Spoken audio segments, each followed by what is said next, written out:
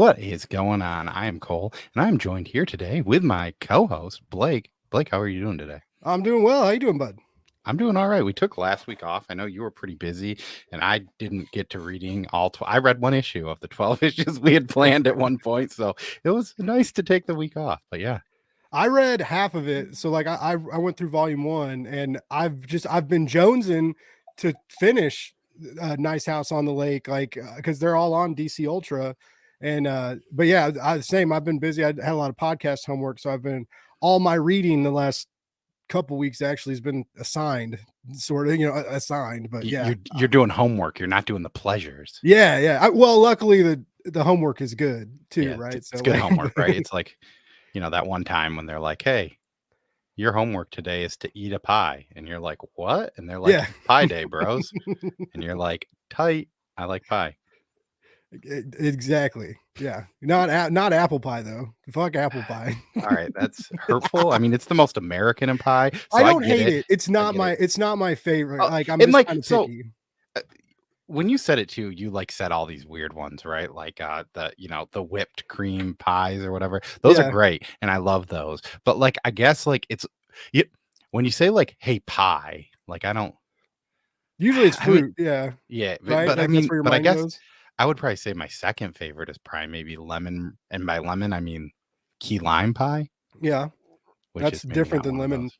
those. Lemon meringue, yeah, but those are similar, right? Where it's Yeah. not like just straight up some fruit and some sugar. But let's say hello to the chat. We got Las Cruces from What up? What New up? Mexico's. We've got Izzy Verse over in New York City, and he said that he picked some of these floppies up, and the covers were spooky. And I mean, let's just show one of these covers Yeah, man. out here. So I've got cover. This is the cover to the actual volume 1. I don't think this was a cover to any of the actual Yeah, issues. I don't think so. Are you guys going to speed read this while taking shots? That's usually That's what what all I of these did are. technically. Well, I wasn't drinking. I told Cole in the green room I had a weird day, and about right before 6 o'clock. I mean, it was literally like 5:50. I was like, "Fuck, we got a show tonight." I read, but to like, luckily, this book was so good. Like that hour, like in an hour and a half, like was plenty of time to read these 7 issues. Like it went fast. I couldn't stop. Like it was a hell of a read. Yeah, and I forgot to mention Ignacio's here. Up We got Ignacio. Laird Green, the Machine, Howdy Howdy, and Chaos is still here. So also, I know it's not your favorite, but have you tried having maritals with an apple pie? Is what Ignacio wants to know. He's asking the real questions here.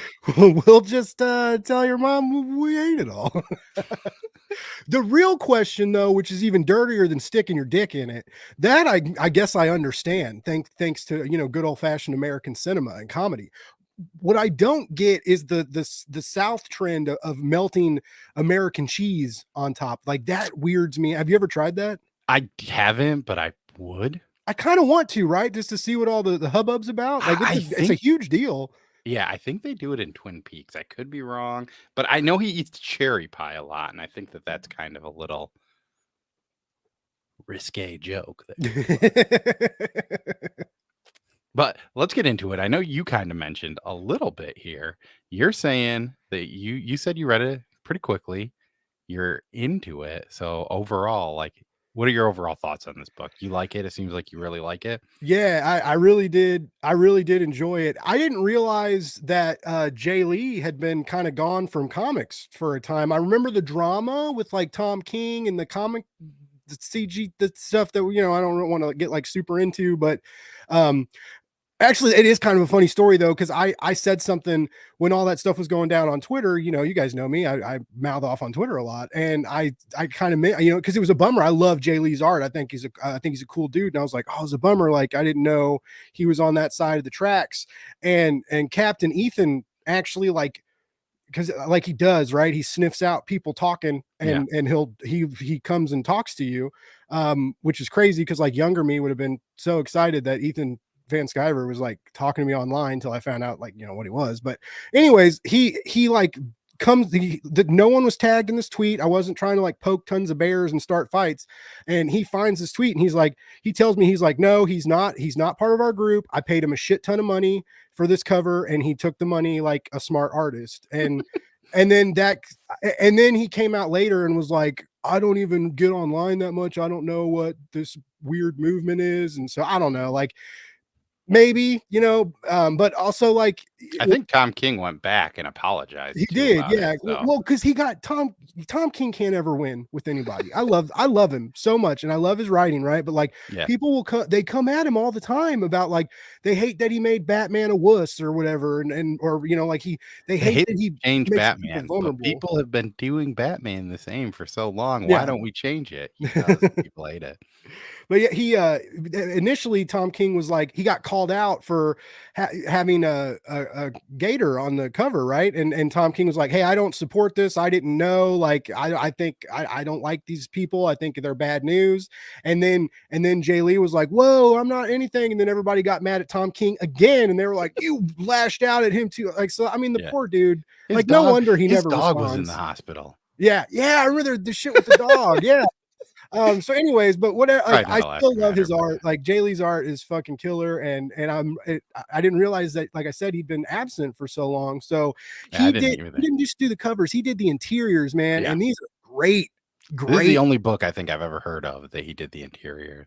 He did a He Before Watchmen title, the Ozymandias oh, that's like book. way early though. Yeah, Yeah, we that's a got long Couching time and ago. Slouching with C Bizzle. What's going on? What up? We What up? got we got my buddy Tapia over at Comics Attic. How's it going, Tapia?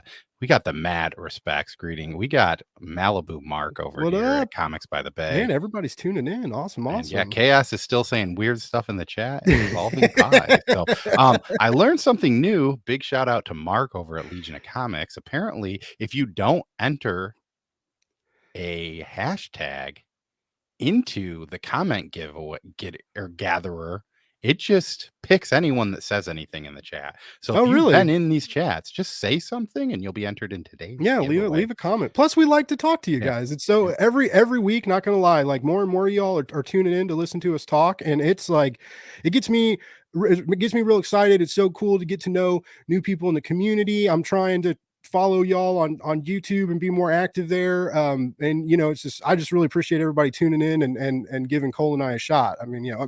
Cole's on his way to YouTube fame already. He's basically printing followers over there. But like I'm still new to the YouTube game, and it's cool to talk to all you guys and meet new you folks. And we got Kenneth Bird. How's it going, Kenneth? We got Three Good Nerds, and I echo that. Thank you all for stopping by. Sounds like he might live in Vegas, and also he did some interiors on Oh yeah, that's supposed some to be a great Grant read. Morrison book. Yeah, which I'm a big fan. So I'll give my kind of general synopsis of this book. I think the art of this was killer, and I loved the idea of this story. I Mhm. think for me personally, there were some things. There were the way that the story seemed to be a little bit. There were certain times where I'd scroll back a few pages Yep. and be like, I think I missed something. Like it was a little. Some things were rushed, right? I felt Yeah, that and too. then you'd go back a few pages and you're like, I technically didn't miss something, but I think I should have interpreted that a little bit different. Mm, And yeah. you were kind of probably reading it in a faster route than me because I started Yeah. this on Friday night and I think I read at most 3 issues in a day. So like I kind of let them sit and I read Yeah. them. You should just acknowledge the chat for the whole episode. Thank you. Yeah. We try. You guys blow up the comments. We do what we can. Oh yeah. I knew that this was a thing. So yeah, if you ever need to go and know, they actually have it. Oh wow. But I'm going to show off some of the art because I think the art in this is great. It's the And so showcase. Yeah. all of these pages, apparently, if you go to it, we had an image book. It was when we did Power Bomb. I was like, they don't have any stuff for this, so I'm not going to show any images because you have to go to the singular covers or issues. So this is the first page of the first issue, and it Mhm. doesn't really have a ton of stuff in there. But this is, a little peekity peek. There are a ton of these awesome spread panels, and I'm going to say the biggest bummer I had was reading this digitally Yeah. It was. is that Like I this told was you, it was rough. screwed up. This is a book I think you need to read in a physical copy because Yeah. these aren't your standard panels. And like when this page is cut in half, and granted, there's no tech talking here. Some of these will have talking. You Yeah. can't see where my mouse is but like you see this girl dancing with the black hair where her leg is touching that head. There might be words there, but then there's also words in like the second to top right panel. So you're like having to kind of go between them. And obviously we were using like a PDF when reading this because we were reading the review copy. So Yeah, it wasn't compiled correctly. it wasn't compiled they like were split up differently. I would guess if you got this on Comixology, it would probably read a little bit better. You could Mhm. do the in-panel mode and get that a little bit better. And that's the thing. I switched to a new reader, and I was going to ask you. I didn't know if you could set that up to do 2 pages. I tried to figure it out because Yeah, I usually didn't it's spend enough ordered that time, way. but Yeah, yeah. it usually you don't have to. You just turn the tablet sideways and it does it. But this one, because the pages weren't paired correctly, when you turned it sideways, it would be like half the previous page and half the double page spread, and it was like it was a definite bummer while reading it. Because yeah, it just kind of messed with the eye candy and the dialogue and flow too on where there was dialogue in those pages. Chaos is saying that this is a bit too doodly for him, so do you like Jay Lee? I don't know. I always call him Jolly. Do you like Jay Lee's covers then? Because I think that this is pretty accurate to Yeah, how it's Jay Lee definitely his draws. I mean, vibe. I'm not like the aficionado of Jay Lee, but I mean, overall, like I would say the art was definitely the best. The panel work in this was sweet. I would Mhm. say this is probably meant to be read in a physical form, which is kind of a bummer. The colors are like weird because so books like I'm currently reading Once in Future, and Once in Future has loosely the best colors. That loosely there was for Chaos and Comics. Has the best colors. I would say Tamara Bonvillain is the best colorer Yeah, currently out there. they're And those amazing. are bright colors. And that like pops when you're reading it digitally. Like I would say that that looks so much better on a digital tablet, like a proper tablet that you're Yeah. reading it on, than reading it on paper. But this is a kind of book where the colors are a little bit dumber, duller. The drawings are supposed to be a little bit darker, right? Yeah. That I think looks better. What happens in new canon stays in new canon. Yeah. So the general idea of this is that oh crap, I didn't even bring up the synopsis. We took a week off. I forgot how we do this show. I do go just to kind of pivot or go back to the colors though. I do really think that the colors really set the vibe of this piece because you know it's about, you think it's about these saviors, right? You think it's about the world being better and the coming of a new Christ like figure, right? And but I mean really it's there's a lot of like there's a lot of there's line and like subterfuge and there's so many layers and you can't trust the narrative. You don't really know who the good guys and the bad guys are. And that dis that palette of distrust is very like pertinent on every page. Like you said, like it's dull, it's not too bright, it's not too dark, but it definitely it produces like a uneasy feeling like you're just you're not being told the whole story until it's finally finished. Yep. So I ended up pulling up this and hey Trev, how's it going? Thank you for joining us.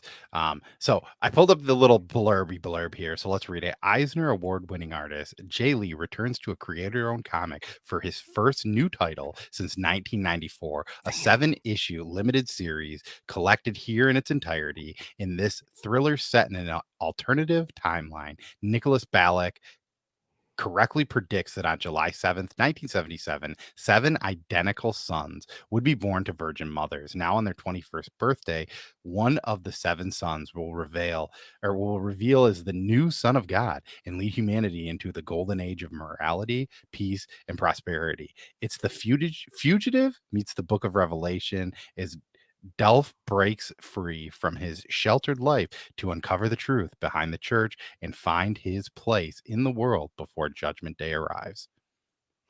And yeah, so the general thought of this also, it's funny, as I first started reading this book, they're referred to as what I assume is the Jizai, Yeah.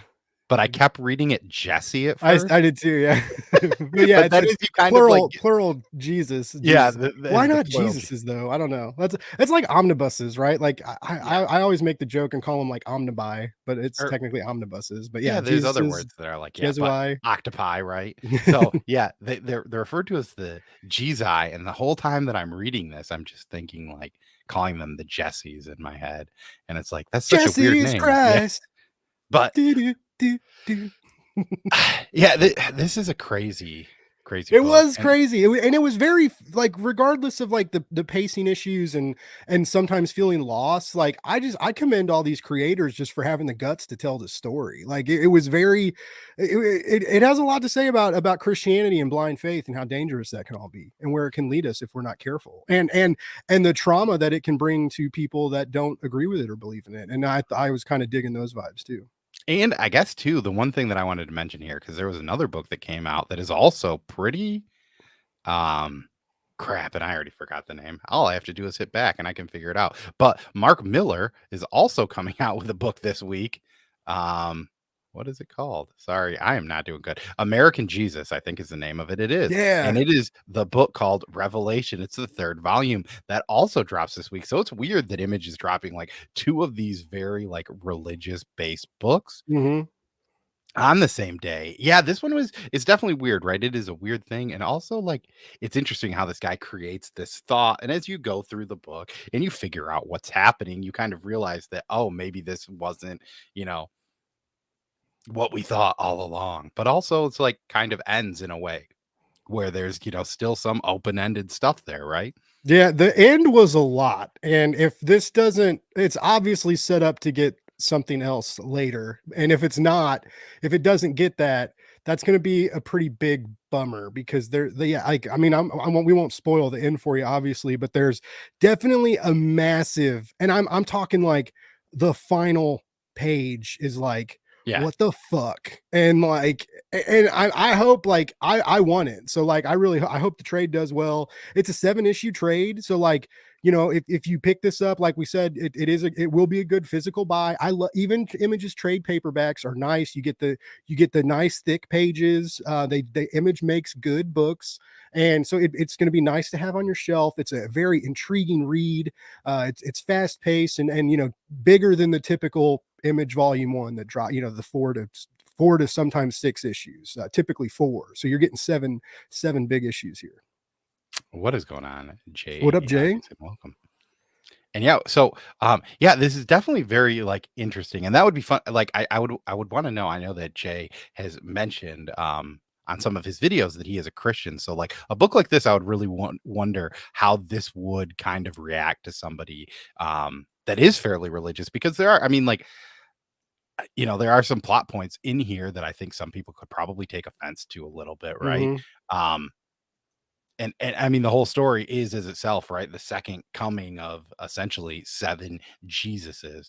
Um, and yeah, I thought it was very interesting the way that they kind of do it. And the interesting thing to start off with is in the beginning of this issue 1, you realize there's only 3 of them. Yeah.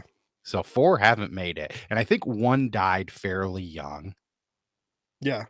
And a few have died like over the time, but even in this, you kind of only deal with 3. Um, and And and they're really, getting, like, assassinated too. Like, these yeah, aren't it's not like they, like, got in a car wreck or slipped and fell down some steps. Like, there are the antagonists, these, which we find out are people that believe in basically alternate religions, right? That they label as terrorists because they believe in something else that's not Christianity, and they are going after these sons of God, and that was cool too, and that was like, really really intense, and just everything I knew about this book going in, it it still surprises you, like, there's so many twists and turns, and at sometimes it moves too fast, and yeah, you have to sometimes backpedal and kind of like reorient yourself. But I still had a great time, reading this. I was raised Catholic. I was, and I went to like private school my whole life, and so like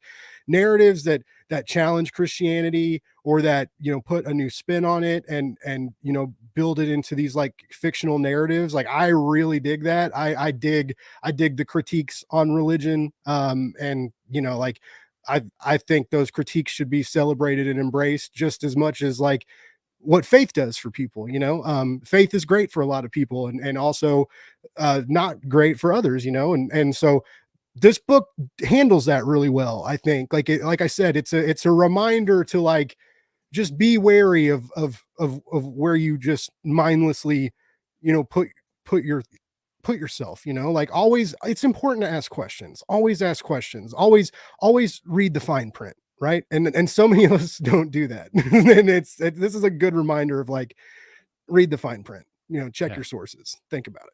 And hey, welcome, Melodope. And we've got Perry's Gaming. Hey, Perry, how's it going? Hey, Chaos, did you ever? He definitely didn't. And like, big shout out to you for calling him out.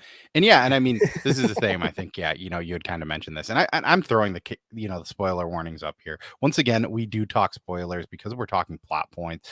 We're usually never gonna like if there's huge reveals, we're probably not gonna talk about those. You know, some of them might be unavoidable, but you know, we try to do a good job. I think that we did a really good job with do a power bomb, even Yeah. though I almost ruined it within 5 seconds after me specifically saying, Blake, don't ruin this. But yeah, I like this too, is that the father figure for this is Nicholas. actually kind of like this guy, Nicholas, yeah, who like or Nikolai is I don't know how you pronounce it. Niklaus, yeah, so it's spelled Niklaus, yeah. funny. So you know, he's kind of this father figure to all of them. And it's kind of funny because they're even saying, like, as they all talk, right? Even from the first issue, everyone is knowing that, you know, one of these Jesse, Jizai are supposed to take over at the end, Yeah. become the main one, right? The second coming. And it's weird to think that even with all of these seven, you know, holy figures, they're still picking one as like the quote unquote favorite. And it's Mhm. almost just due to the apart. Oh, sorry, I will acknowledge you, Izzy. Sorry, I'm definitely trying my hardest to get in here, but it is harder. So you know, they're playing these favorites to these people that are like technically like the second coming. And it's more like how like it's weird. They take on these things, right? Where it's like, oh, you didn't go to this talk. I know that one of them, I think it might be Delph, or I don't know if it was Delph or Ep, but one of the two guys were just like, I don't want to do public speaking anymore. Yeah. And they're just like, wait, what? You can't just not do that. And he's like, I don't want to. That's not what I want to do. And it's just like it's weird to see these like weird little side narratives, right? And you even it's really crazy because the first issue you're kind of confused about something that's going on. And then as you come through on like the sixth issue, that definitely makes more sense. And I think you kind of understand it once you keep reading. Um, but yeah, it's just wild to kind of know that there's like all the different like undertones and where they're going with this or how these people are supposed to act, right? Mhm. Yeah, there's a really great scene where the brothers sneak out and go to a club, and Yeah. Cole showed that was one of the beautiful splash pages where the woman's dancing, that's where Delph. Yeah, I Delph don't know. he that's his kind of first taste of being human, like because they really do, like it's kind of sad they keep all these brothers like under lock and key, and there's like security team. I mean, they're basically like prisoners, they're treated well, but they're not, you know, they have to like sneak out, and they're not really allowed to make their own decisions, and there's so much control, you know. And you would think that like the son of God wouldn't be controlled, or the sons of God wouldn't be controlled, but yeah, they're very much like they're there's like a hegemony that they are not a part of it all. Like they are the subjects of it. And that was really interesting too, like how power is kind of how they're corralled, right? And but yeah, anyways, they sneak out, and Delph has like a shot of whiskey, and he meets a woman named Oh no, it's Grace. tequila. Oh, it's tequila, and so there's also they make the Ep makes that joke where he's like, or Delph's like, aren't drugs bad? And he's like, who says we're not supposed to take ecstasy or whatever? Like Yeah. it was like, and but yeah, it was a really cool scene and again, like mirroring how a lot of, you know, there are a lot of like negative connotations in a lot of religions that really control their subjects and you know, really kind of to like keep you in line and to keep you from asking questions and stuff. I was very intriguing to me. You know, like I said, growing up with all of this and Sunday school and everything and all that weirdness. That I think that's why I kind of was into it a lot more. And like even when Cole and I were trying to figure out what to read this week, like when we were talking about what books and I was like, I'd heard of Seven Sons, but I didn't really know what it was about. I knew it had cool covers. And when I read this list, I was like, I'm cool with this. Like I'm down. Like this sounds like my kind of jam. Because like religious horror and stuff, like I love that. Like anything to do with the rapture. I still remember being a kid and my Baptist buddy told me about the rapture, right? And I was like, what the fuck is the rapture? And he's like, oh, dude. And he like pulls out the Bible and goes to the end of it. And he starts like reading me this stuff about the trumpets and the seals breaking and these like beasts rising from the sea. And they have like lion heads and locust bodies and tails of scorpions. I was fucking terrified, man. Like kid me thought that like every day I woke up, I was like, the trumpet's gonna blow today. Like today's the day, like the world's gonna end. And like, you know, until like 2 months later when I got sidetracked by something else, but it messed with me big time. And so yeah, anything like, you know, that like Arnold Schwarzenegger, like End of Days movies, like it's not a good movie, but one of my favorite movies just because of that. So yeah, like religious weirdness like when they build these crazy fiction narratives from it, I get off on it. I love it. Yeah, and in case you need a trumpetist, Perry. Thanks, Perry. Yeah, and I forgot to mention as you were talking about that line when they're taking the shot of tequila. My favorite part is that Ep says they say that this puts hair on your chest, and then Delph responds, "Is that good? Is that good?" Which is just such a funny quote. And that was the thing too. I know that Ep was just saying, like, if we were truly these people, shouldn't we be out with the people experiencing life like the people do? And that's, you know, a question that I'll never technically know the answer to, but yeah, that's a big one. It's one of those where it's like, you know, even in those situations, they're meeting people because of it that they end up using, you know, and need later on to continue the story. Also, we got another trumpet player, so we've got some trumpet players if we need it. So if we ever want to start a ska band or start the rapture, we've got trumpet players.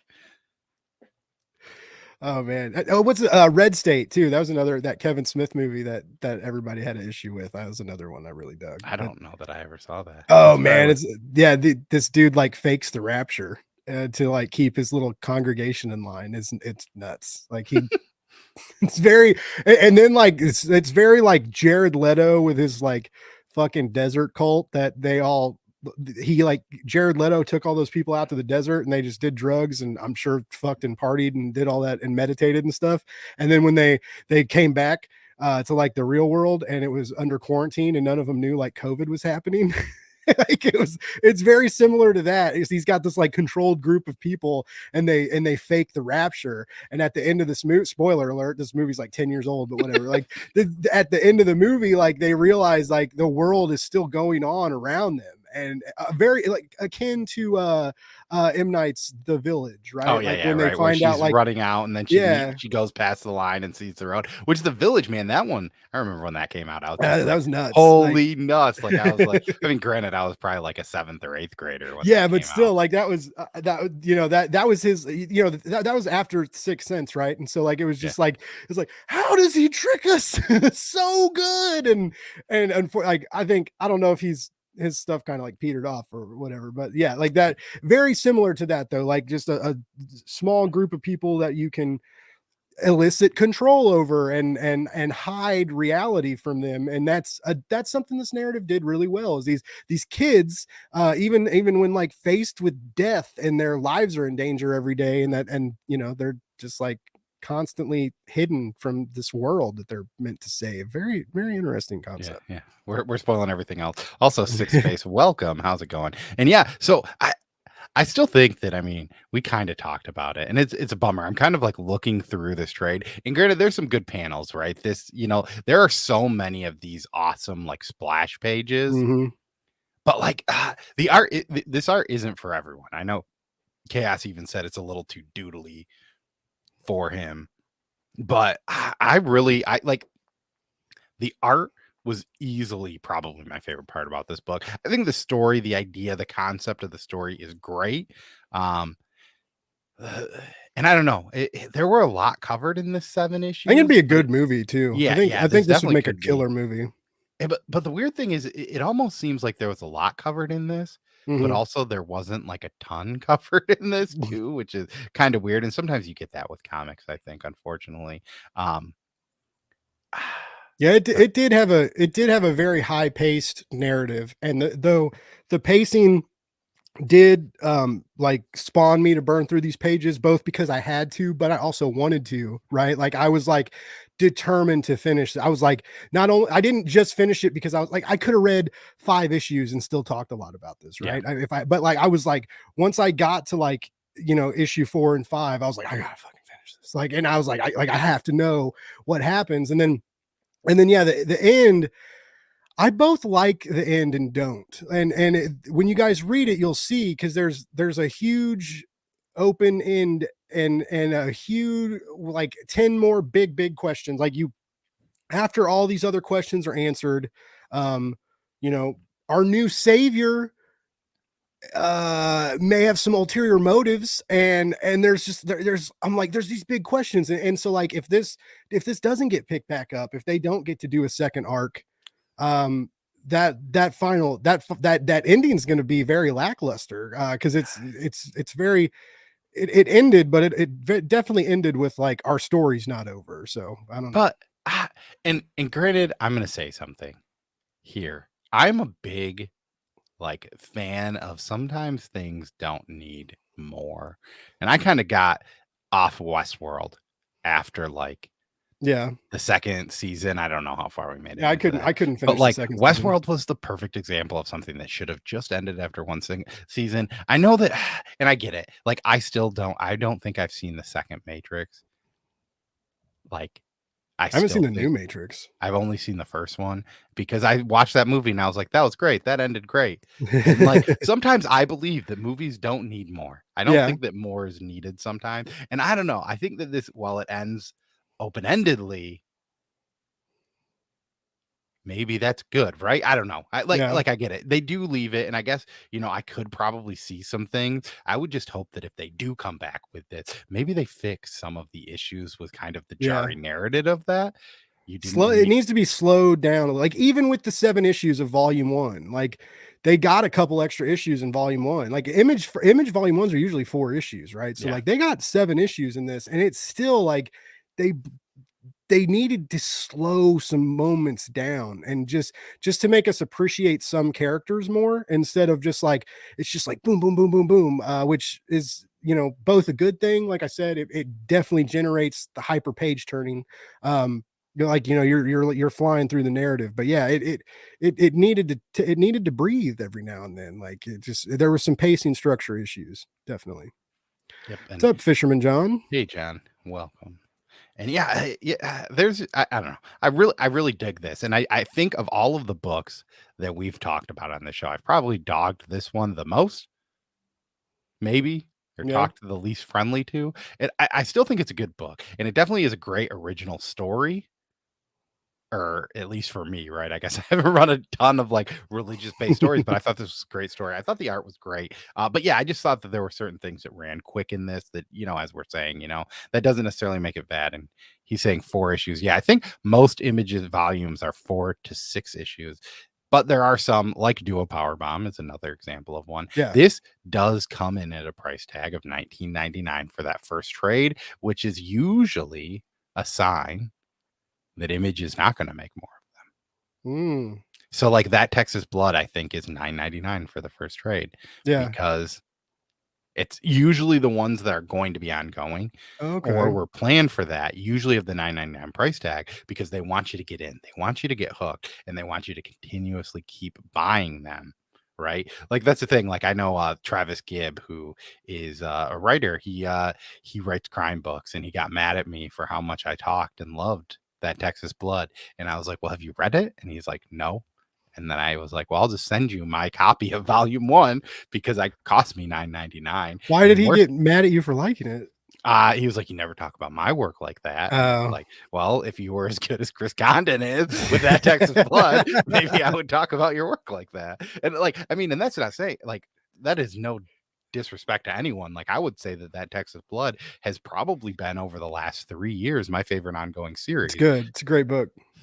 Yeah, It's a great and book. Chaos is saying that he's noticed the same. I think of what I'm saying with these price tag on image books. Whether or not that is true or not, I have no idea. But the other incentive, I know that somebody, and it might have even been Izzy, that was having this discussion on his channel, was saying that so they make these image first books. And people were like, well, why are they making these? Right. They were talking about facsimiles and stuff like that. And they're saying image first books, especially, they have the ugly border. It's only $1. Why are they making these reprints? Well, I don't know if this still reigns true, but the original thought with those image first books, you pay $1 for that. If you come back to your comic shop and you say, hey, I bought this for $1 and I like this, I want to buy the trade, they're supposed to give you $1 off the trade. Oh, I didn't know that. That's cool. So like that was kind of like, and that was a really great mindset for Image to have, right? They want people to read comics because as a comics company, if people are buying your comics, you're doing a good job, right? If you Mhm. have a product and you're That is selling the it, goal. and like in those Image first, right? They're not high quality, right? But that's fine. It's meant to be read. It's meant for you. Like I think the idea is too like, oh, I like Saga. Oh, you might want a comic here. Read Saga #1. If you like it, go take this to your shop. You can buy the first trade. You get $1 off, right?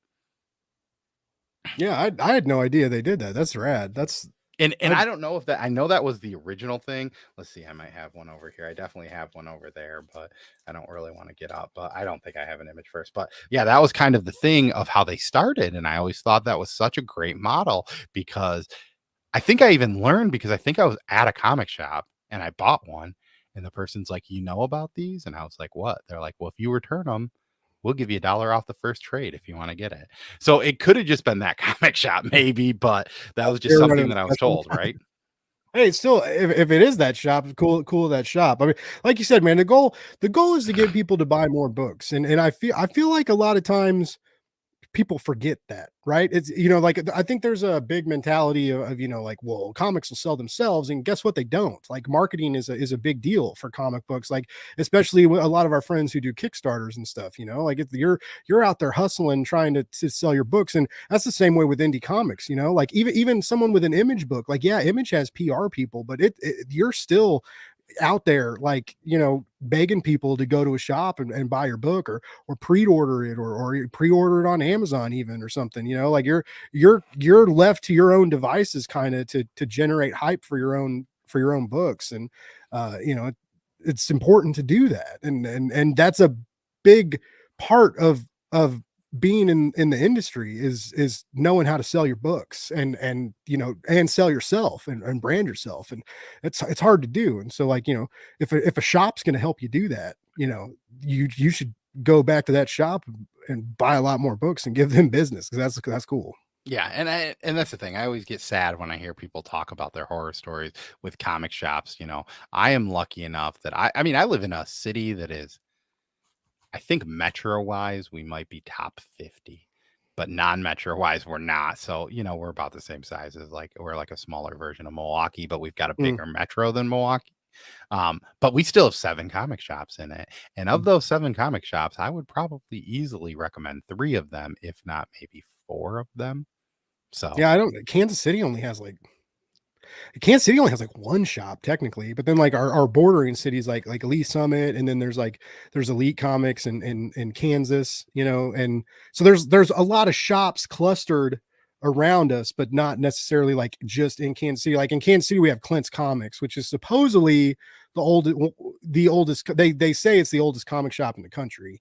oh, And interesting. yeah, and it was like I think it came in the 60s, the 67 or so maybe. And then so the shop came out then, and then the original owner doesn't own it. The owner actually got in a car, like got run over by a car and died, and now his wife kind of runs it, and some people in the community help, but it's like it's a cool shop, but it's kind of it's real hit and miss depending on who's working there when you go. Yeah. I don't usually go to comic book shops, like I do every now and then, but I mean, like when I did get my pull list, I ordered from a shop in Scranton because I was friends with them on Twitter, and they kind of gave me free shipping, or they gave me discounted shipping because I had like a pretty healthy pull list with them. And Yeah. so like no matter what I ordered, even if it was like 30, 40 books, you know, and a trade or so, like it was just $10 to ship it. And they shipped in like Comics on the Green, at Cot Green, COTGREN on Twitter. They're good people. They'll ship to you. But yeah, they're that's how I used to get my pull. And I would get 2 shipments a month. So basically like every paycheck, I would give them a shit ton of money. And then finally I was like, I can't do this anymore. Like, cause I was like buying books and wasn't reading them. I mean, that's a whole different topic, but yeah. Anyways, Yeah, I mean, now I'm also lucky. And Cole's the same way. Like we're on a lot of press lists, and we do a lot of work, right? Like I know some people don't view it as work, but it's fun work. But it is, you know, we take time out of our days, whether it's like writing a review or posting shorts or YouTube videos or doing these live streams and stuff. And so it is cool to have these publishers, you know, give us a chance. And you know, we get a lot of comics a week just, you know, via email. We're lucky like that. yeah, and I think that's a discussion, you know, kind of that is a good discussion. And like, you know, I don't know. The place I get online comics from is called Gmart. They're Yeah, you actually a guys like that local Gmart. they are a local comic shop in the Chicago area. I think they have one in New York City too. But you know, yeah, I guess Milwaukee Metro is a lot bigger. Chaos is still here. Why don't you just Yeah. fucking hop in the chat, baby?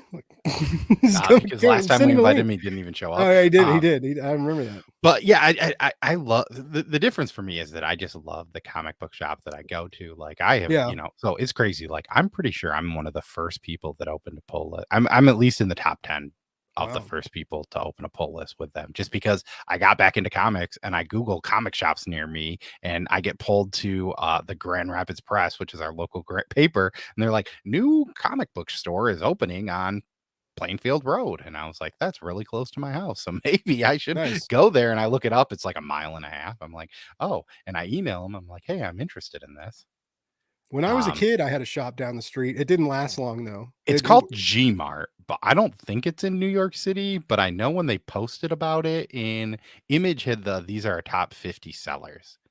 They mentioned Gmart. And you get like big discounts for pre-ordering, right? They're very similar to like in stock trades and DCBS. So they do it, you get 30% to 40% off depending on what it is.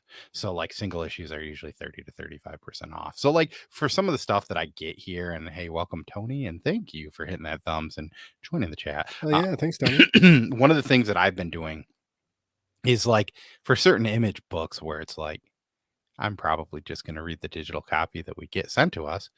Maybe I'll just add that there so that, you know, so that I can get that discount. Like I might not love this book, but I'm probably going to read this book, right? Or like what I've been doing now is I'll just search for Peach Momoko, John Jang, Nason Cersei, and like the comic art germ blank, and just buy like the variant covers. Okay. That I'm gonna buy. So I might as well get it from this shop for 35% off, right? I gotcha. Do you think, just because you mentioned Peach, I see a lot of similarity in Peach and Jay Lee. Like I like Peach's art better. I think Peach does it better, but the way they draw like the human figure and hair and these kind of like adjusted features, like I see the similarity. I think his way is a more realistic version of maybe Peach's stuff, right? Okay. Like Peach's stuff is very like cartoony. Yeah. Okay. Whereas like these two definitely aren't standard human features per se. But at the end of the day, this looks more realistic than I think hers. But yeah, I could see that you could see similarities. I'm not sure that if you never mentioned that, I don't know that I would ever actually see that. I used to not like Peach's art. What is it? Oh, yeah. Chaos is all about I think they might pay him, or if not, they should, because like that's why I know about Gmart. Is because the cool thing is it's funny. So Bruce from Bruce and Stephanie Comics, he uses mycomicshop.com. That's a good place too. one of the things he always complains about is he gets stuck in there buying so many variants or Mhm. doing extra stuff, or I just spent like 3 hours looking into back issues that I didn't even realize. And like the great thing about Gmart is their site is awful. So Oh, so you don't browse. You you wanna want to spend as spend as little time little there time possible. on it as possible because their site sucks, which is like a good and a bad thing for Who would have somebody like thought me, that that right? would be a positive review? Like, "This site fucking sucks, I love it." Like, And the thing that I get the bare minimum and I get the fuck out. the thing that they do too, that I think that they might be the only person that does this, is that they do free shipping if you pay $85. Oh, cool. So I can just have my stuff set there My for as comic long shop as it used to takes. do that, on eBay. If you go to the My Comic Shop eBay account, $50 or more gets you free shipping, but if you buy from their website, it doesn't. That's a weird deal I found out a while back. Interesting. I don't know if it's like that. They may have fixed that. It may Yeah. they may have taken it away or applied that to the website. But what I like about my comic shop is to I got what I think Bruce has like it is. It's really easy to browse. And then they're pretty good about grading their stuff. So like if you're buying back issues, if you want to save like on a bigger order, if you want to save a few bucks, you can get Yeah. like you can get like some dinged corners and save $1 on an issue or so, and they're pretty honest in their grading. And also, like I love how they ship. They ship bagged and boarded, and they ship in these really nice boxes with these Yeah. like foam cutouts for the corners that like they fucking hold these books in place. That and Comics on the Green ships similarly. That shop I was talking about earlier, like this shit is locked in.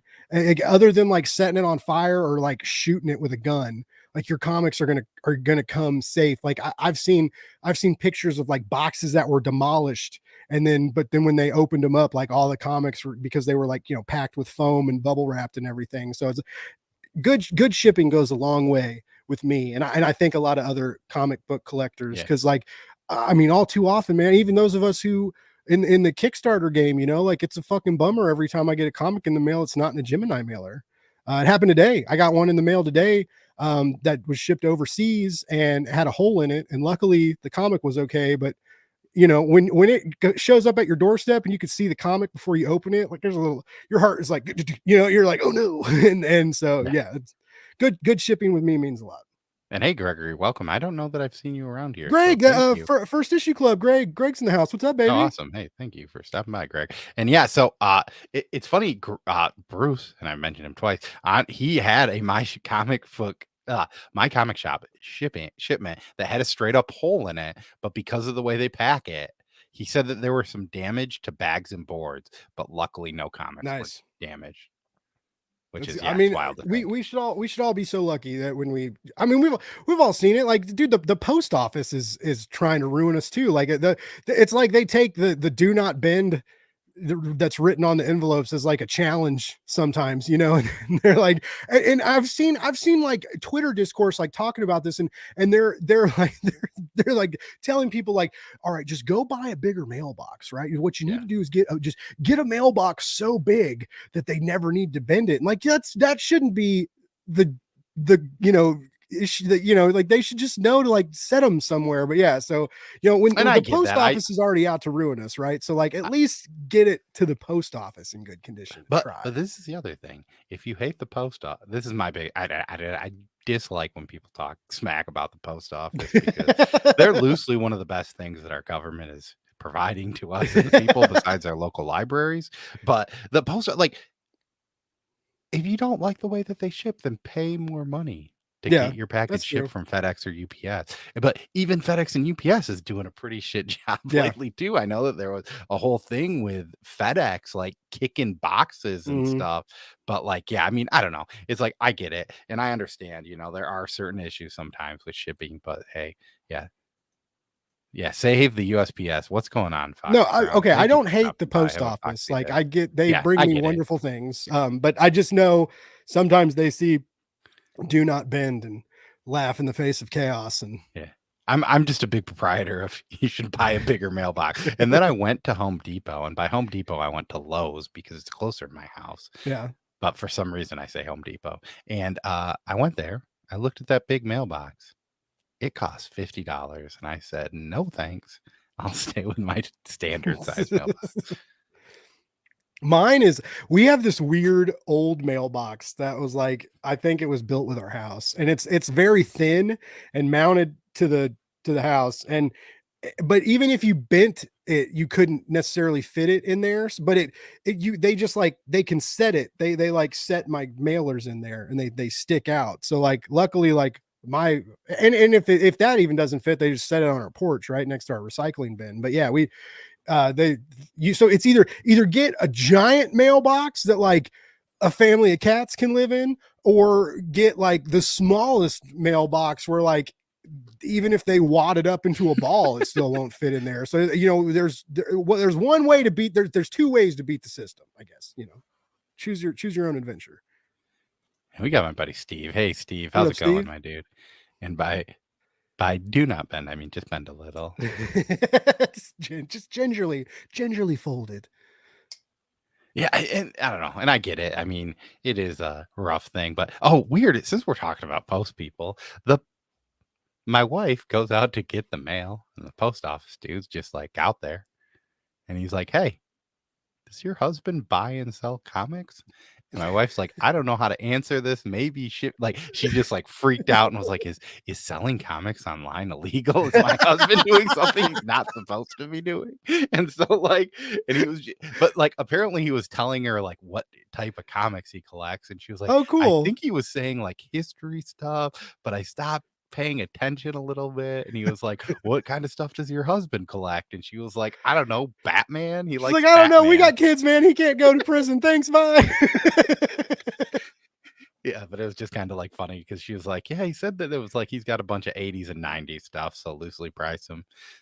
Hey, if you got a mailman that knows the collector game, though, that's good too. Like, Yeah, I they mean, my know. mailmen are luckily pretty nice. Like, I've had no issues. They usually bring boxes up to me. I also, shovel my driveway so that they have a Yeah, path to there you walk. If go. I can't do it, I just at least give them a path so that they don't help sell me. I do think this is like a total side take down there. Selling comics is like LimeWire.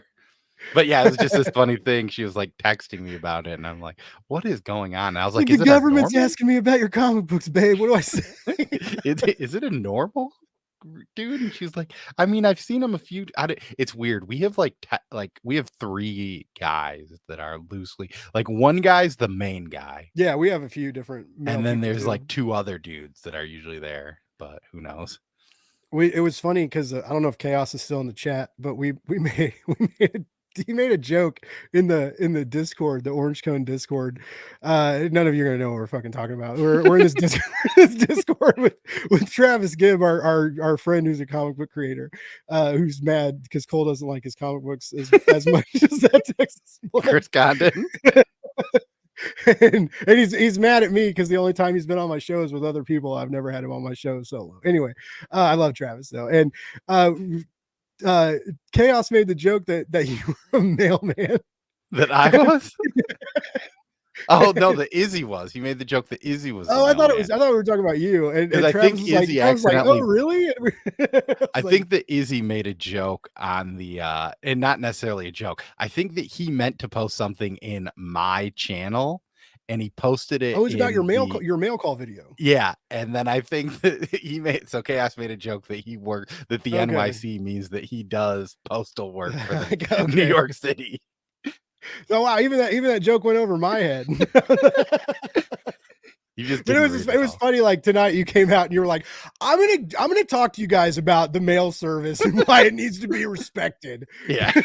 So, hey, thank you all for staying with us. We definitely got off track. I would say so. Okay, we kind of did it. I'll give my final thoughts first. I think that Seven Sons, if you are interested in reading a book that has some really good art, might be kind of a different story. I think this is good. If I were to rate it on a scale of 1 through 5, I would probably say it's like a 3, right? It is pretty good. Like this is an original story. I might give it a 3.5 because it is kind of its own thing. I think that there were, in my personal opinion, a few points in the story where it didn't seem Like, it seemed I had to go back and I had Yeah. to reread it, and I was like, "Nope, I didn't miss something. I just maybe interpreted that wrong." I don't know. There were certain things where I felt like they went too fast in some spots and too slow in maybe other spots, but overall, I think this is worth reading, especially if you wanna read something about, like, a more religious topic, right? Mhm.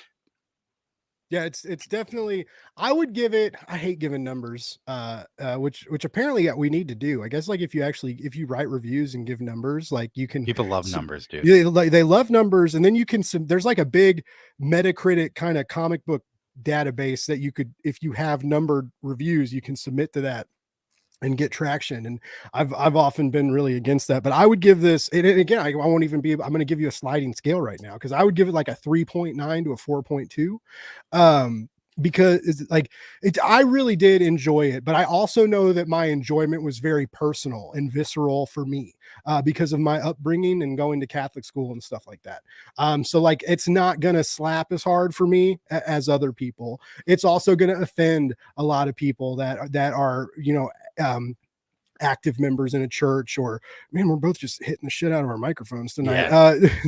I had moving hands. Well, I know too, and I mean, I mentioned it earlier, but I think that J80 actually had mentioned too that this actually took certain stories, I think, that I'm assuming are from the Bible from what he said, because this was earlier in our talking, and I don't know that I highlighted that comment, so now I'm trying to find it. It definitely has some, like, they did their Yeah, this research, is what he like, said. He said they took a bit of inspiration from the fallen sons of God in the book of Enoch, oh which wow, I'm not sure if that's from the Bible, but I would guess that it is. yeah. Oh, hey, what's going on, Jonathan? How are you doing? What up, Jonathan? But Um, yeah, so that I do, it, and it's all like I said, I really appreciated the fearlessness of the creators to tell this story, to to um they didn't hit any pause buttons. They were like, hey, we're going for it, and we're going all the way. And I appreciated that. There's going to be other religions that take offense to this, that aren't part of Christianity. Like I said, they kind of like corral a lot of stuff and call them terrorists, which our country has done too. So I don't want to get like all political and shit, but I mean that's what people have done. So it will turn people off, that are that are real hardcore believers, and all power to you, but that might rub you against the grain. So depending on your background, depending on your upbringing, depending on your politics these days, this book is going to hit differently. But I think we need more stories like that. I love superhero comics, right? I love cheesy battles where people get punched through buildings and the dialogue is fun and the sound effects are big, and these big bombastic crazy crossovers and stuff. I love that too. But I I like the risk taking. I like I like building a narrative, like these creatives did, through biblical text, and manipulating that, right, to coincide with the story you're telling. So that's why I got a sliding scale of like 3.9 to 4.2. Either way, out of 5, I really dig it. I love Jay Lee's art. I'm glad to see him back in the scene, back doing work. I hope he comes back. I think a lot of creatives, once they start getting cover gigs, it's hard to coax them out of that.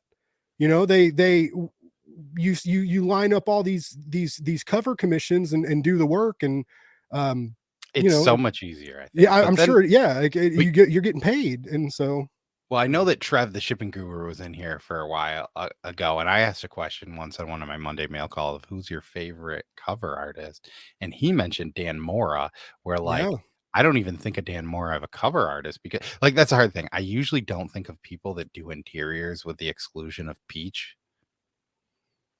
as cover artist because she just kind of does her own thing, right? Yeah. Um, but we had 23 entries into this giveaway. So thank you everyone who Oh yeah, stopped we got a by we got a and said giveaway something. comic. And yeah, like I said, the new thing is if you just put nothing and you hit giveaway, it'll just do it, right? So yeah, we're gonna give away the trade to this. So let's give a draw to this. Let's Um go. I think that I will give the like small preface of that if there is, some people in Canada will figure something out. But usually I try and just ship these directly from Amazon because it's the easiest way to do it. But let's roll it through and see what happens.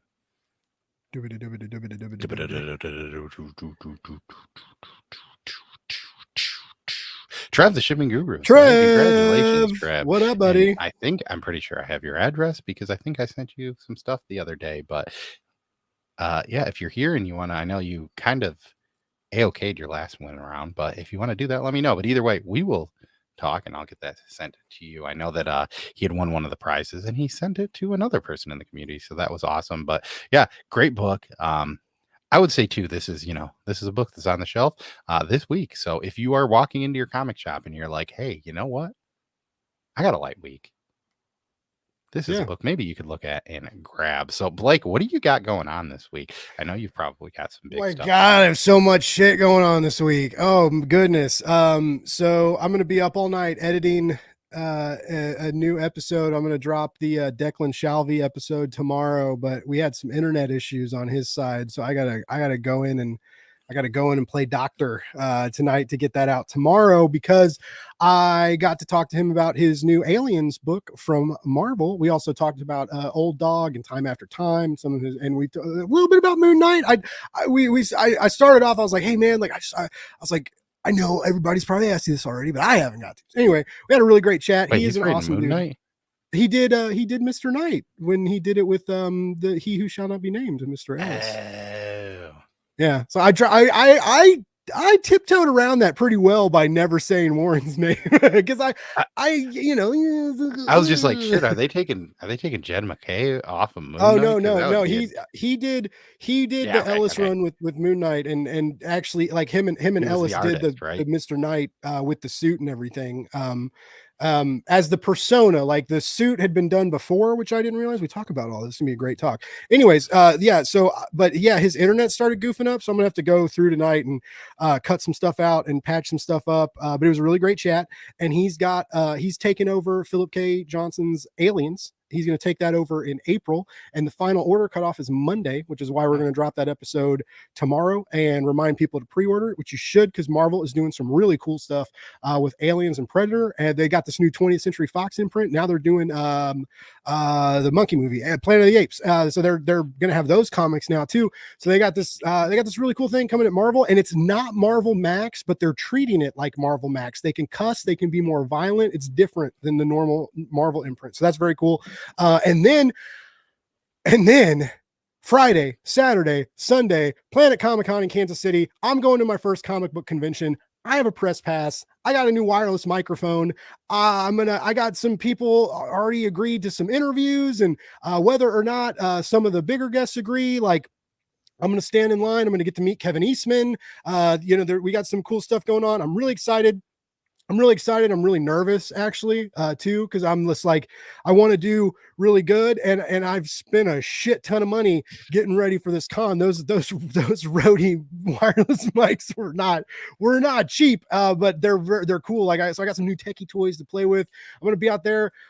All weekend. I'm gonna go open to close. Like there's some cool panels. There's a Jimmy Palmiotti and David Mack and Garth Ennis are doing a Marvel Knights panel. I'm really excited about that.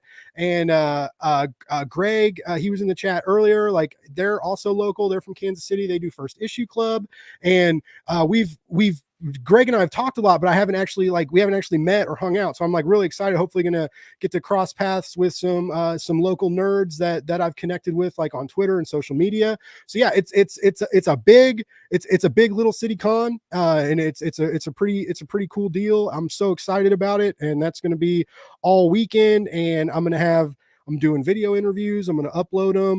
My fucking phone is getting older. I got an S10 Plus, and I got a battery pack, right? But I just like, I don't know how these like 10, 15 minute interviews are going to suck the battery. So like, I'm fucking nervous, but I'm hopefully going to generate a lot of content, and it's going to, upload some of it over the weekend and after the con. So yeah, that's what I'm gearing up for. And I'm really, really, really, really excited about it. And yeah, also nervous. And, but yeah, it's, that's why I totally forgot we were doing the show tonight and had to read a book in an hour and a half. Well, hey, thank you for finishing it. Yeah, no, I get, and I missed it last week too. I'm still I was really excited to talk about Tinian's. Nice house. I keep wanting to call it Last House on the Lake, like Last House on Last the house Left. on the left. But it's also, you know, like I was like, you know, just because of like name dropping and stuff, right? Like yeah. I feel like, because when we did the DWJ do a power bomb, like we had a great turnout. We had a good turnout tonight too. So Yeah. Thank you, everybody. everyone. But you know, like I was like, ooh, like if we do James's book, and like this is a big hot book, you know, like hey, because I've been leeching off of Cole. Like I'm riding his YouTube coattails because I love you guys, and every time we do one of these shows, like I get, you know, some of you guys find me on YouTube and subscribe as well, and I so appreciate that. And I'm coming up on 300, baby. Like we're moving and cruising. So yeah. So hey, at Blake's Buzz on YouTube, follow me, and I'm gonna have some cool creative interviews this weekend. I'm gonna take a lot of pictures, and I'm only going to take about $300 with me to the con. I'm going to try not to spend that, but I'm already like Kevin Eastman charges like 25 a signature. And I'm already trying to like figure out what to have him sign. And like, I got like a big stack of David Mack books, and Maria Wolf. Like I'm going to hang out with her a little bit. And I don't, you know, like I have like all these cool variants, like I want to get signed, and I still don't know like what the, what's kosher to just like drop because I've heard creators that are like, dude, bring me 20 comics. I don't care. And I'm not going to bring 20 comics for one person. I think it depends. I know more people have been charging more, like just in general, but like Tom King used to do it. You get 3 books for free. That's a solid deal. And the rest are $5. That's even better. That's cheap as fuck. Right. But that was also 2018. So that was 5 years ago. But that was mid Batman, when people didn't hate him for Batman yet. Like they were talking about designing the wedding dress. They still loved him. Yeah. Before he stranded Bruce at the altar. Yeah. But then I still haven't read Batcat. Like, but supposedly that got, I know enough about Batcat to where like they were together in the end. So like, even though, and that was all Bane. All right, that's a side episode. You're sending me on another tangent with that. But you know, yeah, I'm just really excited. Like I said, I've never been to a con before, so it's really crazy that I'm my first con as press. I'm coming up on 2 years of Blake's Buzz. Like I think the 22nd or the 25th. I gotta remind myself what my anniversary is. But yeah, the 2 years of Blake's Buzz is coming up, and it's been a really cool couple years, guys. And I never thought I never thought people would listen to my podcast episodes. I never thought people would listen to me ramble on a live stream. You know, I never thought people would be excited to hear me talk about comics. And I definitely never thought that when I sent creators messages, you know, on Twitter or something, and it was like, hey, I'm going to be at this con doing press. Do you want to chat? And they were excited about that. It's I'm so grateful. I'm so lucky. I'm so happy. And you know, I appreciate all you guys that follow me and nerd out with me on a day-to-day basis, because it's a journey. It's a great journey. And this has been fun too. Like I'm so glad, you know, Cole and I have talked for a while. You know, I talked to these guys when they were, you know, when the burrito stuff was going on, you know, a lot. And that was like a big inspiration for me was the burrito stuff, like seeing the audiences they drew in for the live streams, and the creators that came in on the live streams to say hey and talk to them, because they had a really good, they all 3 of those guys, Todd, Nick, and Cole had great reputations with creatives, and you know, like we're so kind and excited to get the word out about books and spread the love of indie comics, right? And so like they did a lot of cool stuff with Burrito, and I was coming out with Blake's Buzz, like seeing these guys, like looking up to them, like being like, wow, like I hope I can be like that one day, you know, and get there. And you know, so yeah, to now, like, you know, Cole and I have this show, and I've gained a little bit more popularity too. It's just like I'm still getting used to it. I hope I never get used to it. I really hope I never get numb to it. And I'm always like as appreciative and excited as I am today. If I ever get like full of myself and like super prick level, like I want you guys to fucking call me out. I want you to say, hey, Blake, I remember that live stream when you guys talked about the weird Jizai book, and this is what you said. And you need to reel yourself in. So like, but yeah, I just appreciate everybody. And it's so cool to do this and be a part of the community, and happy to nerd out with Cole on Tuesdays, and every week more you guys tune in, and it's fucking heart. It touches my heart. It touches my heart right here on this awesome Blake Spencer to touch your heart. I was gonna make a joke that and the best thing that probably ever happened to you was getting to join this show with me, but you kind of already made that joke. I know, I already I wasn't even joking. I meant it. Like did it. But but Friday I'll be talking my most anticipated comics. I'm starting to try and do some stuff where I'm doing reviews and I'm showing some art for some stuff like that. Super level prick achievement unlocked. That's a platinum trophy right there. But yeah, I'm trying to start to do some more reviews. So look for those in the future to hopefully talk about books. I know that a lot of people mention on my most anticipated comics that I talk a lot about some indies. So my idea is to hopefully review some of those, show some of the art out, not give crazy spoilers, but hopefully lead you into the direction of maybe finding your new favorite indie book. Because I think that, one of the things that Blake and I talked about when we created this is try and focus mostly on indie books, because now more than ever, and granted, Image might not even be that big of an indie thing, but sometimes it's hard to find a book every single week to read. But I think now more than ever, we really need to support some of these smaller indie comic publishers, because I think that they're starting to feel it a little bit more. So, maybe take that risk on that book and add that book to your pull list. Most of them are usually 4 to 5 to 6 issues, so they're not going to probably kill you to get. But if you can have the means, I would say go check out an indie book. And, as always, I've been Cole. He's been Blake. This has been us reading a comic. So if you're interested in Jizai, I would highly recommend checking out the Seven Sons. I think I gave it a 3.5, and I gave it a 3 to a 3.5, and Blake gave it a 3.9. 7 out of 5, ladies and gentlemen. All right. Well, hey, we started this off pretty terrible and we ended it pretty terrible. I think the middle was pretty mediocre, but good. So yeah, thank you everyone for tuning in with us. I see people are jumping off a little bit more. So let's just say peace, and I'm gonna hit the end. Have a good night, everybody. Button.